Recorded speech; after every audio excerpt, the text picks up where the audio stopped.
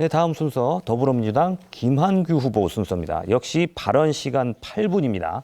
8분간 주도권 토론 진행해 주시죠. 네, 저는 김은남 후보께 문의드리도록 하겠습니다. 아무래도 그 농업 활성화 방안에 대해서 가장 많은 관심을 가지고 계셨고 의정 활동도 그런 분야에 집중하셨던 것으로 이해를 하고 있습니다. 그래서 토론회 과정에서 하시는 말씀 잘 듣고 저도 보완하기 위해서 여러분들을 만나고 있는데요. 이분들께 들어봤더니 제주도 농업의 가장 큰 문제에 대해서 기후변화 때문이다라고 얘기하시면서 결국 월동 채소의 가격 경쟁력 이 부분이 가장 우려된다라고 얘기하시는데 혹시 이 부분에 대해서 동의하시는지 그리고 해결 방안이 어떤 게 있는지 궁금합니다. 아주 정확한 지적이고요. 아주 정확한 지적입니다. 그래서 월동 채소 거의 90%가 다 제주도에서 생산됩니다. 그런데 사실은 우리가 정말 배짱을 크게 부리자 그러면 네, 월동 채소 출하를요. 보름 정도만 제주에서 하지 않으면 육지에는 다 비타민 결핍 올 정도로 이렇게 중요한 일을 제주도가 하고 있어요. 그런데 이것을 해상물류비를 좀 지원해달라고 해가지고 정부가 버티고 있거든요. 그렇지 않습니까? 네. 그렇기 때문에 그래서 우리 김한규 후보도 공약하다시피 해상물류비를 지원해줘야 되겠다 하는 게 고기의 정당성이 있는 거예요. 다만 정부는 제주가 도서개발촉진법상의 도가 아니기 때문에 그런 혜택을 줄 수 없다고 하는데 그래서 조건부리 지역 직불제라든가 조건 수산부리 직불제 할 때는 제주도를 예외적으로 제주도를 포함한 도서라고 해서 적용을 했거든요. 그것을 준용한다고 하면 택배비라든지 해상물류비에도 그 특례가 적용될 수 있다. 이 노력을 이번 국회의원이 되면 해야 된다는 게 그러면 농민들이 주장하는 그런 것을 해소할 수 있고 혹시 지금 그 농가 부채가 굉장히 심각합니다. 이 부분에 대해서 제주도 농가 부채가 어느 정도 되는지 파악하고 계십니까? 네, 뭐 1인당 8천만 원 정도 되는 경우들이 있는 것 같은데 제 질문이니까 제가 주도해서 이제 하겠습니다. 저도 얘기를 듣다 보니까 상당히 이제 그런 부분이 중요하고 결국 지속 가능한 농업이란 표현을 많이 하시고 농업의 다원적 기능이란 표현도 후보님을 포함해서 여러 농민들이 얘기하고 계시고 저도 최근에 이제 우크라이나 사태를 보면서 식량 안보의 중요성에 대해서 이제 공감을 하고 있는데요. 이제 직불금에 대해서 많이 얘기를 하셨는데 제가 궁금한 거는 혹시 김은남 의원님께서 이제 농지를 갖고 계신데 본인도 직불금이나 아니면 수당의 어떤 대상자가 되시는 건가요? 제가 직접 농사를 지으면 대상자가 되죠.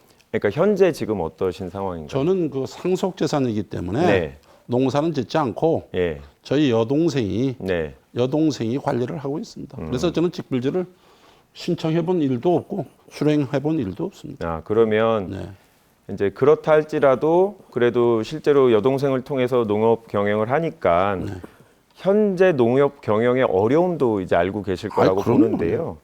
이 농약하고 비료 등 원료비 부담 증가에 대해서 상당히 많은 이제 민원들이 나오고 있는 것 같은데 그렇습니다. 요번에 지금 윤석열 정부에서 2차 추경을 하면서 거기에 들어간 농업 지원 그 항목들은 오히려 줄어들었습니다. 이 부분에 대해서 정부가 조금 더 적극적으로 지원을 해야 되는 게 맞는지 아니면 이거는 뭐 원료비가 국제적으로 증가한 거는 뭐 개인이 부담해야 되는 거 아니냐 국가가 나서는 게 아니라 뭐 이런 논리에 대해서는 어떻게 생각하십니까? 그런 정부가 적극 개입을 해야 된다고 생각합니다. 왜냐하면 1차 산업은 생명산업이거든요. 이걸 국가 경쟁력 가지고 따진다는 것은 안 되는 것이고 그렇지 않겠습니까? 그래서 한전도 뭐 제대로 요금을 다 받으면 한전이 적자 날 리가 없죠. 그러면서 산업용이라든지 뭐 이런 거에 대해서 각종 세제 혜택을 주기 때문에 적자가 난 것을 국가가 부담해 주듯이 뭐 우크라이나 사태로 인해 가지고 지금 원자재 가격이 올라 가지고 이런 게 또 가중되는 거 아니겠습니까? 이거는 국가가 적극 개입을 해서 예산을 지원해야 된다고 그렇게 생각하고 있습니다. 그러면 이제 부상일 후보께도 한번 여쭤보겠습니다. 이 농촌 인력 부족 문제가 상당히 심각한 상황인데요. 보니까 제주도도 계속 노력을 하고 있었습니다. 농촌 인력 중개센터를 운영해서 이 문제를 해결하려고 하고 있는데 도민들은 또 농민들은 한계가 많다라는 지적이 있습니다. 구체적으로 어떤 한계에 대해서 농민들이 우려하고 있다고 알고 계신가요? 우선 이제 신청 절차가 많이 까다롭죠. 그래서 이제 농민들이 그 신청 조건을 다 맞추고 또 배정을 받기까지 여러 가지 어려움들이 있는데 그러한 과정에서 사실 농사일은 시간을 놓치면은 다 1년 농사가 어떤 시간에 적절한 노동력이 제공되지 않으면 그럼 농사 자체가 이제 막 망치는 그런 결과로 이어지는 이게 굉장히 중요한 문제이고 어려운 문제라고 그러면 알고 구체적으로 그런 문제를 해결하기 위해서 어떤 방안을 생각하고 계십니까? 결국은 이제 인재 풀과 관련된 인재 은행을 우리가 이제 운영했던 다른 사례들이 있습니다. 네. 예, 그런 것처럼 외국인 노동자들이 농촌 지역에서 일을 할 수 있는 그런 리스트업들을 사전에 계속 받고 그걸 바탕으로 출입국과 관련된 절차들을 사전에 어느 정도 이렇게 해놓은 상태에서 입국이죠. 입국 절차를 간소화하는 것이 같이 결합이 된다면 그러면 신속하게 제공이 될 수 있는 부분이 있고 그러면 두 번째는 네. 아니 그 질문 그 답변 관련 입국 절차를 간소화한다라는 게 구체적으로 어떤 얘기를 말씀하시는 건가요? 외국에서 네. 외국 근로자가 한국에 들어와서 이렇게 근로를 하기 위해서는 네. 그 분에 대한 여러 가지 입국과 관련된 서류들을 사전 점검을 하지 않습니까? 그렇죠?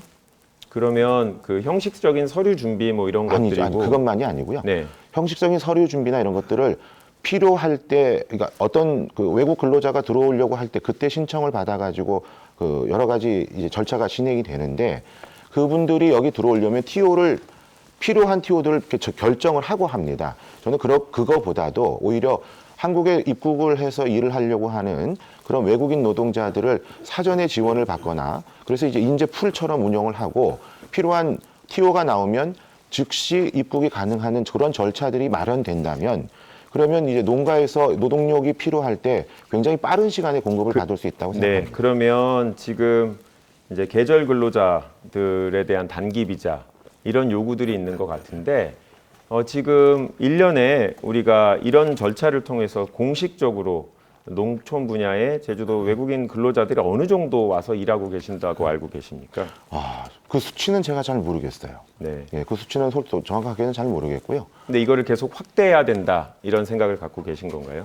확대의 개념보다 네. 아까 말씀드린 필요한 시기에 적절하게 분배가 돼야 된다. 네. 그러기 위해서는 필요해서 입국 절차가 시작되는 그런 개념보다는 사전에 준비를 해서 그런 이제 어떻게 보면 인력 뱅크라고 아까 말씀드렸는데 그 뱅크에서 바로 이제 쓸 수 있도록 하는 그렇게 제도가 개선될 필요가 있다. 이 말씀을 드리는 것입니다. 지금 외국인 노동 근로자들의 하루 인건비가 현재 어느 정도 된다고 알고 계신가요? 그건 일이 어떤 일이냐에 따라서 농업 많이 분야 다르죠. 일입니다. 예, 지금 제주도에서. 예, 그러니까 간단한 경우에는 한 8만 원, 비싼 경우에는 한 14만 원 이렇게 올라가는 것으로 알고 있습니다.